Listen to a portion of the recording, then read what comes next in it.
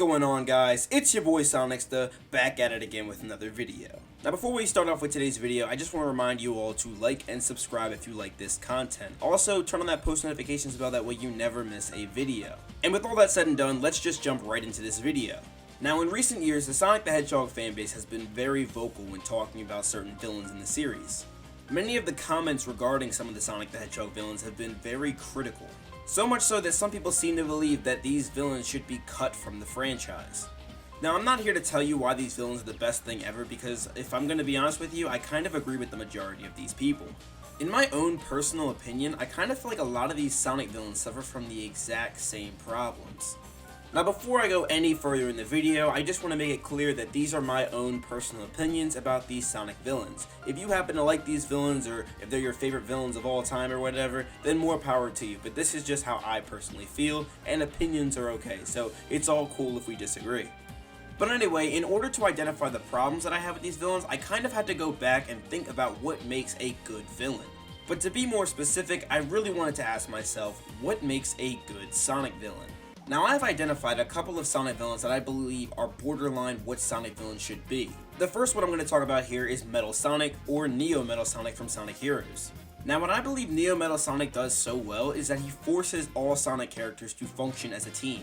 In the final boss of Sonic Heroes, Neo Metal Sonic, or at this point Metal Madness, forces every single Sonic team to work together. When this happened, it kind of illustrated how big the threat was. Every single team that once fought each other before in the same game now had to work together to overcome a common goal. As I subtly mentioned earlier, another thing that Neo Metal Sonic really has going for him are multiple transformations. Metal Sonic was able to achieve multiple different forms, that being Neo Metal Sonic, Metal Madness, and Metal Overlord. His final form, Metal Overlord, was so strong that it took the power of the Chaos Emeralds and Super Sonic's team to take him down. And the last thing that I wanted to mention about Neo Metal Sonic is that he betrayed Dr. Eggman. Now at the time of release, this was far from a foreign concept. Eggman had been betrayed before by other creatures such as Chaos, which I'll get into later. But anyway, Neo Metal Sonic not only betrayed Dr. Eggman, but he also made clones of him and painted him as the bad guy. What I'm basically trying to say is, unless you watched the opening of the game, you would not have known that Metal Sonic would be the final boss until the very end.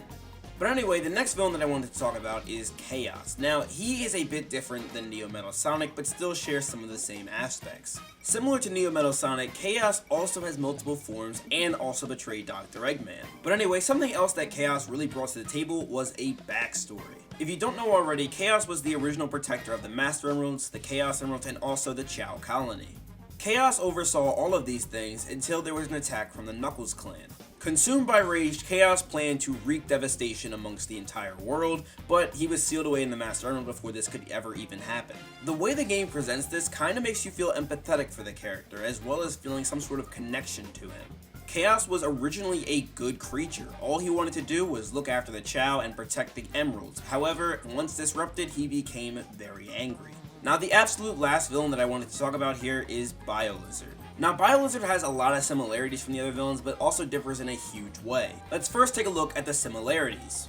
BioLizard is a monster capable of multiple forms and is a huge threat, but most importantly, he forces a team up between, at the time, an unlikely duo of Sonic and Shadow. Not only that, but BioLizard also kind of has a backstory in his own way. Created by Dr. Gerald Robotnik, Eggman's grandfather, he was supposed to be the original Ultimate Life Form. In a way, if you think about it, he's kind of Shadow's older brother. But anyway, what really makes him different than the other Sonic villains is that he completely comes out of nowhere. At first glance at the game, you kind of think the final boss might be a Sonic versus Shadow type thing, but up until the very end, you're kind of lost on who you might have to fight, considering Sonic has already fought Shadow and the game is still not over yet. Another point is that, unlike the other villains, BioLizard really presents a worldwide mass threat. So much so that two characters who absolutely detested each other, Sonic and Shadow, had to work together to take him down. Also at that point in time, when Sonic and Shadow were fighting Final Hazard, it took Shadow his life in order to beat him. Aside from Maria earlier in the game, this Sonic villain is actually the first to kill one of the major characters. Now that's all the Sonic villains that I really wanted to talk about during this segment. However, I really wanted to point out these three because, in my personal opinion, aside from Eggman, these are the best Sonic villains we've ever had. And with that information, I feel like we have enough to answer the question, what does a good Sonic villain need? In short, a Sonic villain definitely needs to be threatening. Now, a high intensity threat level monster can be expressed in multiple ways, like having multiple forms or forcing an unlikely team up, and we've seen this done before with other aforementioned villains. Now, having a cool, relatable backstory definitely would not hurt, but either way, you can take or leave that. Me personally, if you couldn't tell already, I'm obsessed with Sonic lore, so if this were to stay in there, then I would absolutely be perfectly fine with that. But either way, let's get to the current villains of the Deadly Six and Infinite. What do they do so wrong that I believe they do not deserve to be in the same category as some of the other villains I just mentioned? For starters, let's talk about the Deadly Six. Introduced in 2013, we got Zor, Zaz, Master Zig, Zavok, Zamam, and Xena, otherwise known as the Deadly Six. Now, the 6 of them were introduced in the game Sonic Lost World, and that's a pretty mixed reviewed game, but I'm going to primarily focus on just these 6 individuals and how they function in this game. The 6 of them are primarily known for being able to control Eggman robots. Now, I won't lie to you, they actually did expand upon this concept by having this happen almost the entirety of the game after Eggman loses the conch, but even still, it doesn't really feel like a threat. It feels like it's poor execution. Even though they have all the Eggman robots on their side and everything like that, I just felt as though that perhaps this concept really went under the radar. So for my first problem with the Deadly Six, they are not at all threatening. Even looking at their appearances in the games, they just don't feel like they belong in the Sonic universe. Like, for example, look at Dark Gaia from Sonic Unleashed, look at Bio Lizard, look at Neo Metal Sonic. I don't see these characters even mixing at all. They just feel kind of out of place. I mean, judging by appearance and abilities, people make the comparison saying that Zavok looks a lot like Bowser and is kind of imitating him, and the Deadly Six is kind of like the Kooplings are, and, well, I'm not gonna lie to you, I can actually really see that comparison. These 6 characters really don't mesh well with the Sonic universe in my opinion, and for that reason, I really don't see why they even belong here anymore. Even though we don't see all 6 of them as a collective anymore, we still get bits and pieces of the Deadly Six. All 6 of them are frequently implemented in the IDW comics. Zaz and Zavok are in more Sonic Olympic Games, and then you have Zavok in Sonic Forces. Not only that, but Zaz, Zavok, and Xena appear in Sonic Forces Speed Battle, whereas Zavok is the only one to appear in Team Sonic Racing. Now, the Team Sonic Racing point is kind of important due to continuity. If you played or at least know the story of Sonic Lost World, you know that by the end of the game, Eggman and Zavok end up on bad terms. However, Zavok is somehow on Eggman's team in Team Sonic Racing. So as I just said, this does not make any sense from a story standpoint, so by that regard, it just kind of seems like Sega is just shoving him wherever they can see fit. Unlike the Sonic villains that I mentioned before, none of them are over-abused and shoved in locations where they don't necessarily need to be. Chaos, you never really see him ever again after Sonic Adventure 1, except in Sonic Forces, but even still, he wasn't even a boss fight in that game. Neo Metal Sonic only exists in the IDW comics now because he's never touched or talked about in games anymore. And then there's Bio Lizard, who's basically already dead, but even still, his music gets used from time to time. In summary, there are 3 things that really make these 6 characters fall. Firstly, their character designs do not fit in with the rest of the Sonic universe. Number 2, they are poorly written characters who lack any substance. They are not a threat to Sonic and his group. And number 3 is in regards to number 1 and number 2, they are overused characters.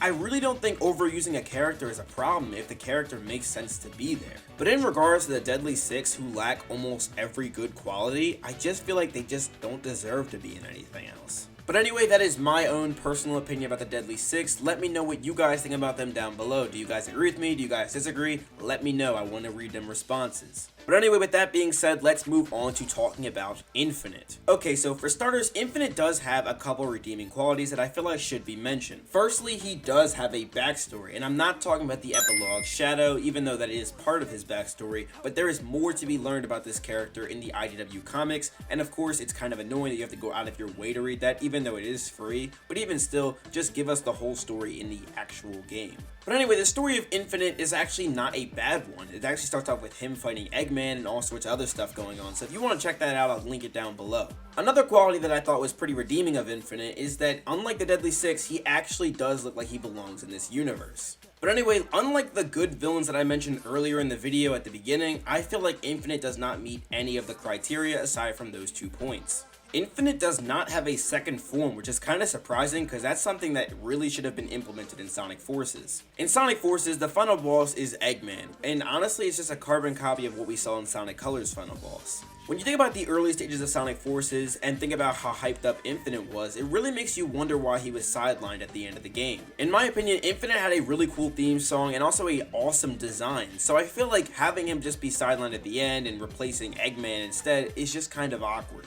Unlike the Deadly Six, Infinite is one of those characters we are probably never going to see again in any form of Sonic media. Which is kind of a shame too, because I actually would much prefer to see him again over any of the Deadly Six. In summary, I think Infinite suffers from two major problems. Firstly, Infinite suffers from a lackluster, uninspired, short-lived backstory. And secondly, Infinite is really just not threatening. Unlike the villains I mentioned earlier in the video, Infinite lacks the ability to be a threat. All in all, I think Shadow called it best when he said Infinite was worthless. Don't show your pathetic face around me ever again. And with that being said, that should wrap up today's video. But before I go, I want to shout out Anotherpine.Sketch on Instagram who drew this amazing fan art for me, so thank you so much appreciated. Another thing I wanted to add is that you guys can find me on Instagram and Twitter for video updates as well as Sonic news and other gaming information. The links to those handles will be in the comment section down below. And lastly, what are your thoughts on the Sonic villains? What are your thoughts on the current Sonic villains, the past Sonic villains? Who is your favorite Sonic villain? Let me know in the comment section down below. But with that being said, thank you guys so much for watching this video and sticking around to the end. I really appreciate it. If you want to see more Sonic content from me, please remember to hit that like button, the subscribe button, and also turn on that post notifications bell, that way you never miss a video. And that should cover everything. This is your boy Sonicsta, signing out. Thank you all so much for watching. Have a blessed day, y'all. Peace. Why are you playing that trash?